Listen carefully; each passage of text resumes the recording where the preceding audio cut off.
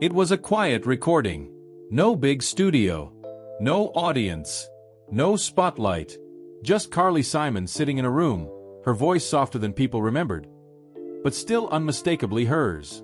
She paused a few times before speaking, not because she forgot the words, but because this time, the words meant something final. "I've been thinking about how to say goodbye." For decades, her voice filled radios, concert halls, and private moments in people's lives. She wrote songs that felt personal, sometimes too personal. Songs that carried secrets. Songs that raised questions no one could fully answer. But now, at 82, she isn't singing for the charts anymore. She's stepping away. And the reason behind it isn't simple. Because behind the success, the love, and the fame, there were things she kept hidden. Pain she never fully explained. And a diagnosis that changed how she saw the time she had left. So what really happened to Carly Simon? And why did she decide that this is the end? Carly Simon was born into a world that, from the outside, looked perfect. Her father, Richard L. Simon, was a powerful figure in publishing. Her family name was already known. Money wasn't a problem. Opportunities weren't rare. But inside the house, things felt different. Carly has spoken about a kind of distance growing up. Not the kind you can easily explain, but the kind you feel. Rooms that felt too quiet. Conversations that never went deep enough. Moments where she didn't quite feel seen. Her father was busy, important, often somewhere else, even when he was physically present. And for a young girl trying to understand the world, that absence mattered. She later described feeling invisible at times. Like she had to earn attention. Like she had to prove she was worth noticing. There were also deeper wounds. Things she didn't talk about for years. As a child, Carly experienced trauma that she would only reveal much later in life. At the time, she didn't have the words for it. She only knew that something felt wrong. And that feeling stayed with her. It showed up as anxiety, as fear, as a constant sense that something could go wrong at any moment. Even in safe spaces, she didn't always feel safe. School wasn't an escape either. Confidence didn't come easily to her. She struggled with insecurity, with comparing herself to others, with feeling like she didn't quite belong anywhere. But there was one place where things felt different. Music. When Carly sat down to play or sing, something shifted. The noise in her head quieted. The fear pulled back just a little. She didn't need to explain herself in music. She could just feel. And for the first time, she had something that was truly hers. By the time Carly reached her teenage years, music wasn't just a comfort anymore. It was becoming a direction. She wasn't chasing fame. Not at first. She was chasing a feeling. Alongside her sister Lucy, she formed a small musical duo. They called themselves the Simon Sisters. It was simple, honest. Just two voices trying to find their place. They performed folk music. Soft, thoughtful songs that didn't demand attention, but earned it. For Carly, it was a step forward, but not an easy one. Because even as she stood there singing, something else was happening inside her. Fear. Not just nerves, but something deeper. Stage fright. It wasn't the kind you shake off after a few performances. It stayed. It followed her. It grew stronger the more attention she received. Sometimes, just the thought of being watched was enough to make her body tense. Her voice, the thing that made her feel safe, suddenly felt exposed. But she didn't stop. Because music was still the only place where she could tell the truth, without having to explain it. As the Simon sisters gained some attention, Carly started to realize something. People were listening. Not just hearing her, but connecting to her. And that connection mattered. It gave her a sense of purpose she hadn't felt before. But it also came with pressure, expectations, and the beginning of a life where her private feelings would slowly become public. At that point, she didn't know how big things would get. She didn't know the kind of fame that was waiting, or the cost that would come with it. All she knew was this: she had a voice, and whether she was ready or not, the world was starting to hear it. By the early 1970s, everything started to move fast for Carly Simon. The quiet beginnings, the small performances, the uncertainty, all of it suddenly shifted into something bigger. She stepped into a solo career, and almost immediately, people noticed there was something different about her. Her voice wasn't just technically strong. It felt personal. Like she wasn't performing at people. She was speaking to them. Her early songs carried a kind of honesty that stood out. They weren't overly polished or distant. They felt real, sometimes even uncomfortable. Then came the moment that changed everything. "You're So Vain." The song didn't just become a hit, it became a cultural moment. Everyone was talking about it. Not just because of the melody, but because of the question behind it. Who was it about? People speculated endlessly. Names were thrown around. The mystery became part of the song's identity. And suddenly, Carly wasn't just a singer. She was a story people wanted to figure out. The success pushed her into a level of fame she hadn't fully prepared for. Interviews, appearances, attention from every direction. It all came at once. From the outside, it looked like she had everything. But inside, things were more complicated. Because the same thing that made her music powerful, her openness, also made her vulnerable. People started looking at her differently. Not just as an artist, but as someone whose personal life was open for discussion. Her lyrics were analyzed, her relationships questioned, her emotions picked apart. And that attention didn't feel natural to her. It felt overwhelming. Her stage fright didn't disappear with success. If anything, it got worse. The bigger the audience, the heavier the pressure. There were nights when performing felt like walking into something she couldn't control. Moments where her body reacted before her mind could catch up. But she kept going. Because stopping meant losing the one thing that still gave her a sense of control. Her music. At the same time, the loneliness started to grow. Fame created distance. Real conversations became rare. Trust became complicated. She was surrounded by people, but often felt alone. And there was something else. The expectations. Every new song had to match the last. Every appearance had to live up to an image that was slowly being built around her. An image she didn't always recognize. Behind the success, Carly was still the same person who had struggled with insecurity as a child. The same person who carried anxiety into every room. But now, those feelings were happening under a spotlight. And there was no easy way to step out of it.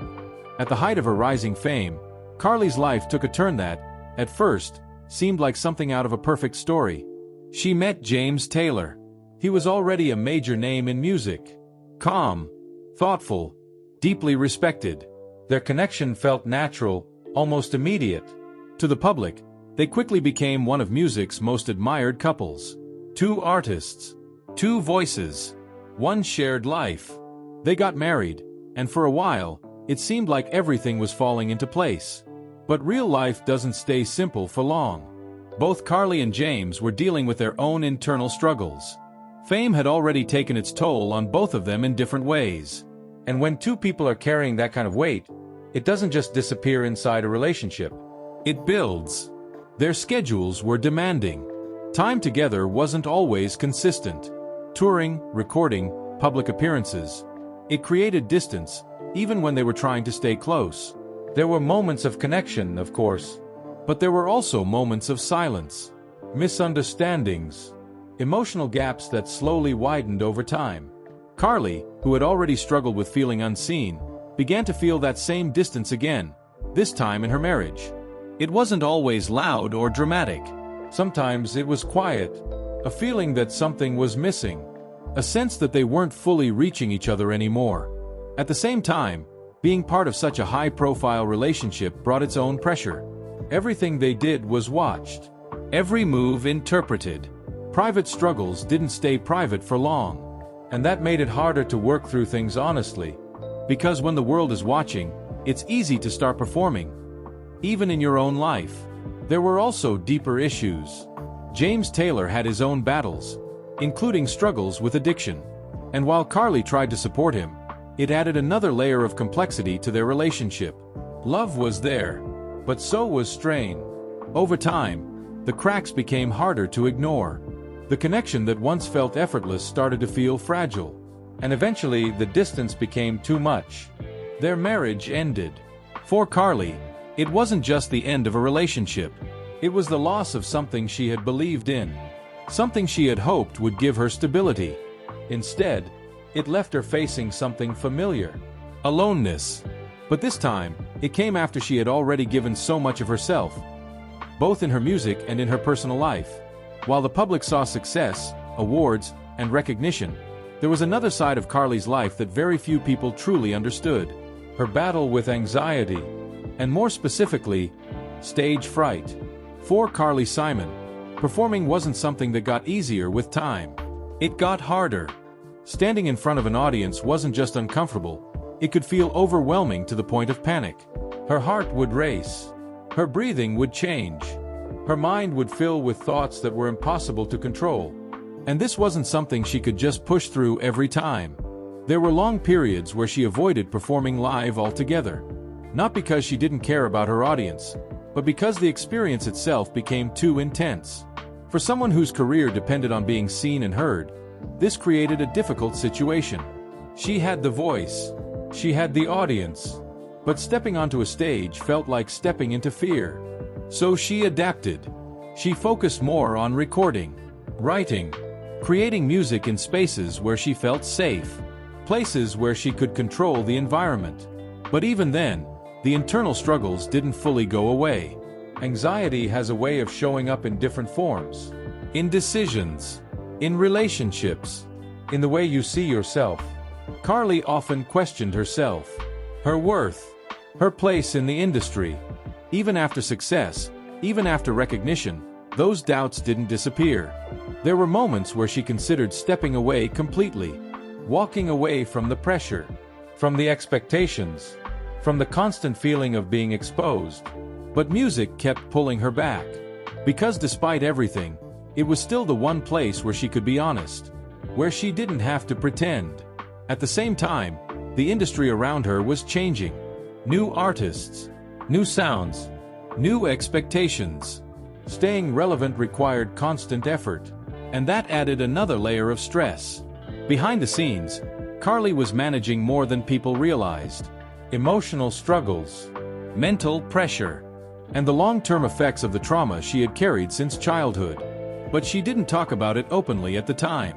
She kept going, kept creating, kept showing up in the ways she could, even when it wasn't easy, even when it felt like too much.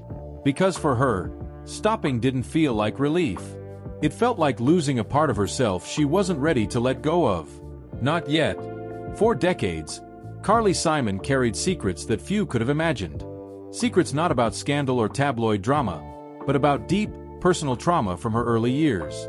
Carly's childhood, behind the polished walls of privilege, had layers that were never discussed publicly.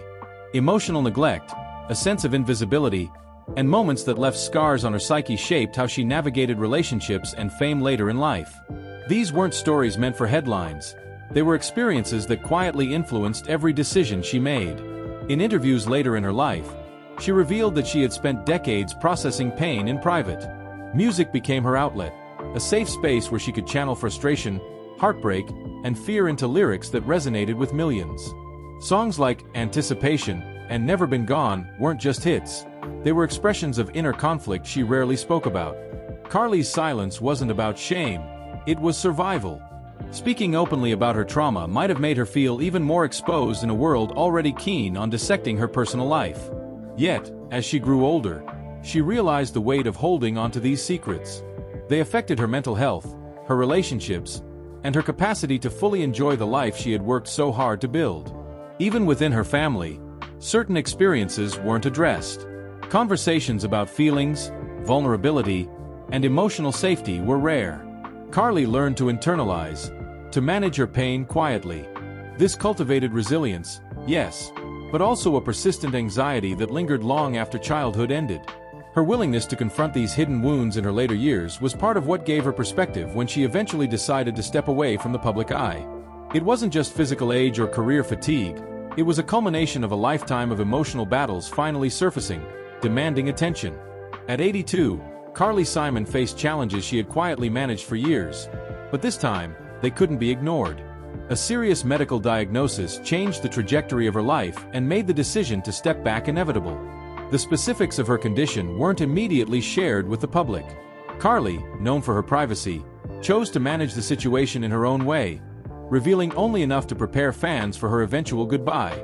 She described the diagnosis as a moment of clarity. It forced her to consider her remaining energy, her priorities, and how she wanted to be remembered. For someone whose life had been defined by performing, touring, and connecting with audiences, this was difficult. Yet, Carly approached it with pragmatism. She wanted to leave on her terms, without letting the illness dictate her narrative. She took the time to reflect, to sort through her personal and professional legacies, and to decide what mattered most in her final years. Physical limitations were just part of it. The diagnosis also amplified long-standing emotional struggles. Anxiety and fear, which had been companions for most of her life, returned with intensity. But Carly faced them with the same determination that had driven her career. Quietly, steadily, with attention to the details she could control. This period also prompted Carly to reach out to those closest to her. Family and longtime friends became essential sources of support. Conversations that had been avoided for decades were finally happening, creating a sense of closure she hadn't experienced before. Her health struggles made her realize that stepping away wasn't about quitting. It was about preserving her dignity, her energy, and the essence of who she was. It was a conscious choice to leave the spotlight before it was forced upon her, and to craft a farewell that reflected her authenticity. Carly Simon's decision to step away from public life wasn't sudden. It was deliberate, considered, and deeply personal. After decades of performing, recording, and being scrutinized by the public, she chose to retreat on her own terms. For Carly, saying goodbye meant more than simply leaving the stage. It meant taking control of her narrative, defining her legacy, and creating space to focus on herself, her family, and the things she had long put aside. The spotlight, which had once been her sanctuary, was now a reminder of what she needed to let go of. In private conversations with friends and family, Carly expressed a clear message. She wanted her final chapter to be lived fully, quietly, and meaningfully. She spent time reflecting on her accomplishments, the highs and lows of her career, and the personal battles she had faced along the way. The decision also included practical considerations. She stopped scheduling new projects, declined public appearances, and withdrew from social media. Music would remain part of her life, but only in ways that brought her joy rather than obligation. At the heart of this step back was acceptance. Carly acknowledged that her energy was finite and that this phase of life required gentleness, both with herself and with others.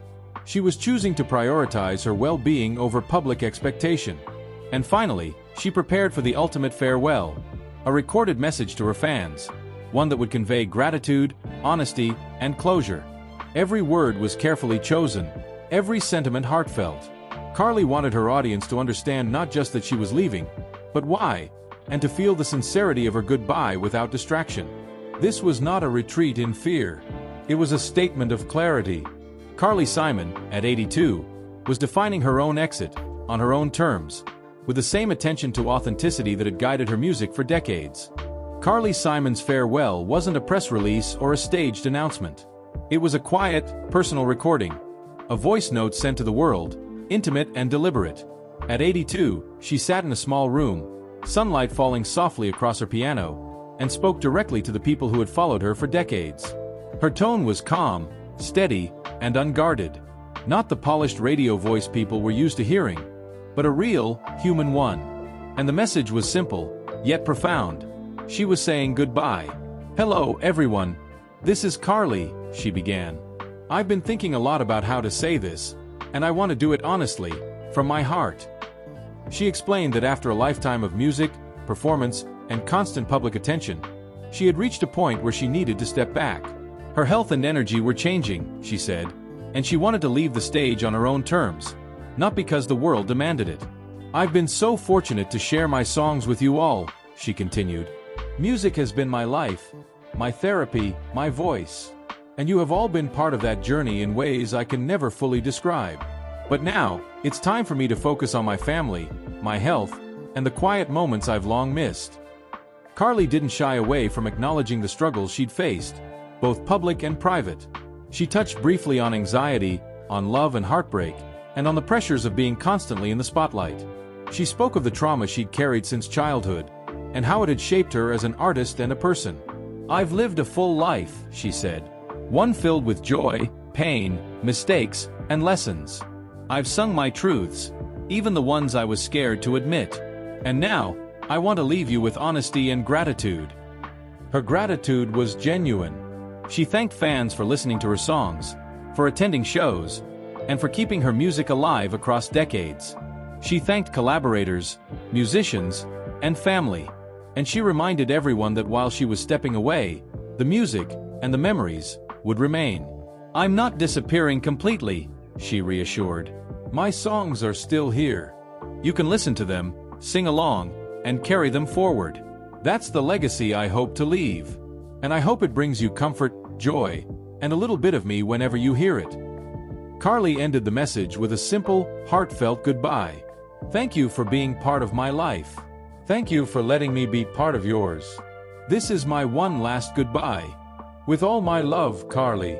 The message was quiet, unflashy, but it carried the weight of a lifetime. Fans listened, many with tears in their eyes, understanding that this wasn't just a retirement. It was a conclusion to a chapter that had shaped music for generations. Her goodbye was not just a farewell. It was a final act of control, honesty, and peace. Carly Simon, who had spent a lifetime navigating trauma, anxiety, fame, and love, was finally choosing the timing and terms of her departure. Carly Simon's story reminds us that behind the music, behind the hits, there's always a real human being. Flawed, brave, and deeply complex. So, what do you think about Carly Simon's journey and her final goodbye? Let us know in the comments below. If this video touched you, give it a thumbs up, and subscribe for more deep dives into the lives of the stars you thought you knew. Until next time, see you in the next story.